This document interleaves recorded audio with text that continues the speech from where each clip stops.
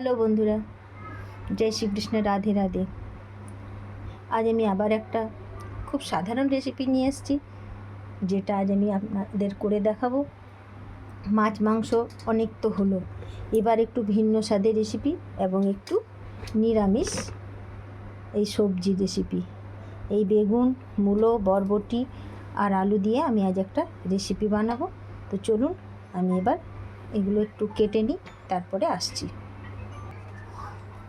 এই দেখুন, আমার সবজিগুলো কাটা হয়ে গেছে। এখানে বেগুন কেটে রেখেছি, এখানে আলু আছে, এখানে বরবটি আর এখানে মূলো।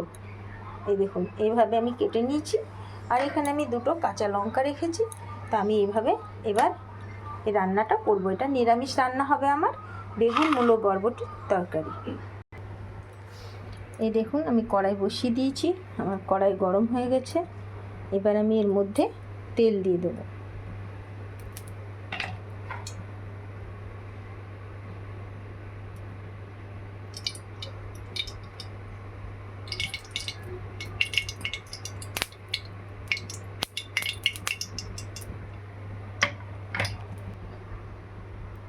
এবার আমি এর মধ্যে একটু ফোড়ন দিয়ে দিচ্ছি। একটা শুকনো লঙ্কা, জিরে ফোড়ন, আমি একটু মৌরি আর পাঁচফোড়নও দিই, গন্ধটা বেশি ভালো লাগবে বলে। এবার আমি আলুগুলো দিয়ে দিচ্ছি। তেলটা একটু বেশি গরম হয়ে যায়।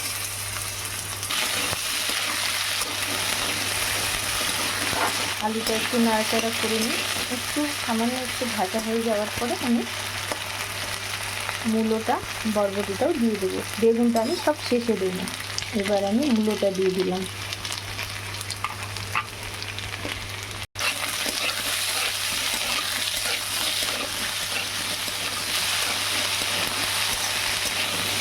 একটু ভাজা হয়ে যায়। এবার বরবটিটা দিয়ে দিচ্ছি।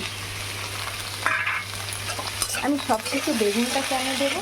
বেগুনটা দেওয়ার কারণ হচ্ছে বেগুনে পুরো তেলটা টেনে নেয়। তাই আমি এগুলো একটু করে ভাজা হয়ে যাওয়ার পর বেগুনটা দেবো, যাতে তেলটা এর মধ্যেও থাকে আর বেগুনে পুরো তেলটা টেনে নেয়। তাও আমি একটু তেল তুলে রেখেছি। এই দেখুন, যদি মনে হয় বেগুনে কম হয়ে যাচ্ছে, তখন আমি উপর থেকে তেলটা দিয়ে দিতে পারি। আর এই তরকারিটা শুধু ভাত দিয়ে নয়, এই বেগুন মূলো বরবটির সবজিটা রুটির সাথে, পরোটার সাথেও খুব ভালো লাগে। আপনারা দেখবেন কখনো। এটা নিরামিষ একটা তরকারি। এটা বৃহস্পতিবার দিন সাধারণত আমাদের বাঙালি বাড়িতে, সাধারণত সব বাড়িতেই মোটামুটি নিরামিষ হয়। তো বৃহস্পতিবারের জন্য তো খুব ভালো বটে। এমনিতেও অনেক সময় নিরামিষ রান্না আমরা করেই থাকি, কিছু না কিছু আমাদের অকেশন লেগেই থাকে। তখন আমরা এই তরকারিটা করে ভাত, রুটি, পরোটা এগুলোর সাথে খেতে পারি। আপনারা এইভাবে করবেন, দেখবেন আপনাদেরও নিশ্চয়ই খুব ভালো লাগবে। দেখুন, এটা অনেকটাই ভাজা হয়ে গেছে। এবার আমি এর মধ্যে বেগুনটা দিয়ে দেবো। কাঁচা লঙ্কাটাও আমি দিয়ে দিচ্ছি।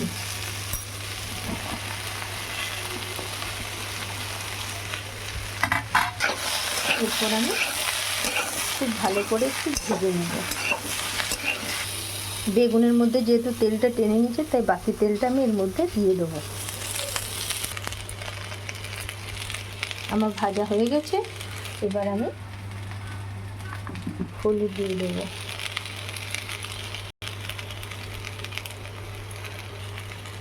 এবার লবণ দিয়ে দিলাম।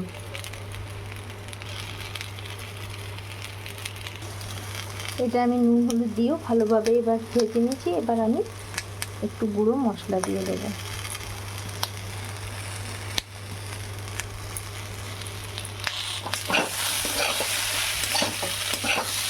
আমি এমন কিছু রাঁধুনি না, আমি প্রত্যেক দিন যেগুলো আমাদের প্রয়োজনীয় জিনিস, যেগুলো আমরা প্রত্যেক দিনের যে রান্না সব আমরা খেয়ে থাকি, সেগুলোই আমি ব্লগ বানাই। আর সেটাই আমি আমার ইউটিউব চ্যানেল বা ফেসবুকে দিয়ে থাকি। হাফ চামচ মতো আমি আদা দিয়ে দিলাম। এই দেখুন, এবার আমি যেটা দিচ্ছি, এটা হচ্ছে এই সবজিটার মূল আকর্ষণ। এটা হচ্ছে গোলমরিচের গুঁড়ো। এই গুঁড়োটা না দিলে, গোলমরিচের গুঁড়োটা না দিলে এই সবজিটা যেন ইনকমপ্লিট থেকে যায়। তাই এটা আমাকে দিতেই হবে। তাই এই গোলমরিচের গুঁড়োটা আমি দিয়ে দিলাম। মানে এর ফ্লেভারটা এই সবজির মধ্যে সবথেকে বেশি সুন্দর লাগে। এটা না দিলে কিন্তু ইনকমপ্লিট লাগবে। এবার আমি নাড়াচাড়া করে জল দিয়ে দেবো। সিদ্ধ তো মোটামুটি হয়েই গেছে, আর একটুখানি বাকি আছে। একটু মূলোটা টাইম লাগে সিদ্ধ হতে, বাকি সব সিদ্ধ হয়ে গেছে, মূলোটাও হয়ে গেছে। একটুখানি জল দিয়ে দেবো, তাতে মশলাটাও পুরোপুরিভাবে মিক্স হয়ে যাবে, আর যেটুকু বাকি আছে সেটাও সিদ্ধ হয়ে যাবে। আমি এবার জল দিয়ে দিলাম, ব্যাস। এবার আমি এটা কিছুক্ষণের জন্য ঢাকা দিয়ে দেব। হয়ে গেছে আমার বেগুন মুলো বরবটির তরকারি বা সবজি, যাই হোক। এবার এটা আমি নামিয়ে দেব, কিন্তু তার আগে আমি একটা জিনিস দেব। সেটা হচ্ছে, বলুন তো কি সেটা? সেটা হচ্ছে বাঙালির ইমোশন, যেটা বলে বাঙালির দুর্বলতা। মানে এই যে মিষ্টি, মিষ্টি ছাড়া তো বাঙালি চলতেই পারে না।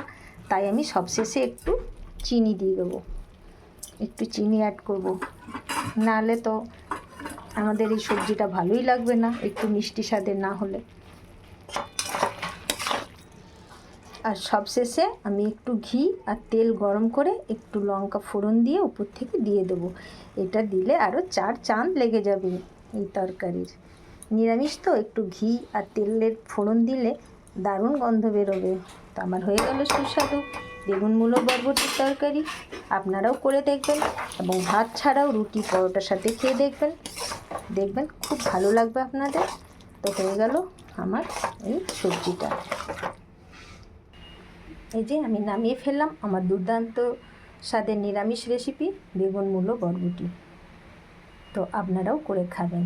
টাটা।